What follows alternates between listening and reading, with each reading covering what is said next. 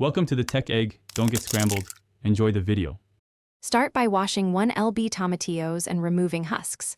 Quarter them and char in a dry skillet until blistered. In a pot, combine 1.5 lb boneless chicken breast, 1/4 cup chopped onion, 1 tsp salt, and enough water to cover. Simmer 15-20 minutes until done.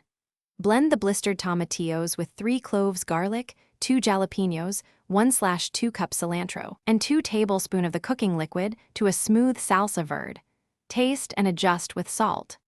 Shred the cooked chicken finely and mix it with 1 cup of the prepared salsa verde and 1/2 tsp salt to create a moist filling. Heat a griddle over medium and warm 12 corn tortillas one at a time, keeping them covered to stay pliable. Pour 2 tablespoons oil into a skillet and briefly fry each tortilla for 5-8 seconds per side after dipping it in salsa. This seals the tortilla and prevents sogginess when baked. Crumble or shred 8 Oz Monterey Jack cheese for topping. Preheat oven to 375 degrees F.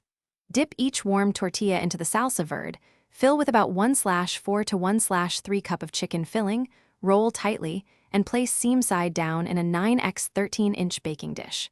When the dish is full, pour 1 cup of reserved salsa over the top and spread evenly.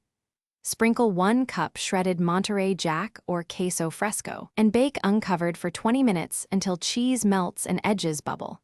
Garnish with 1/2 cup sour.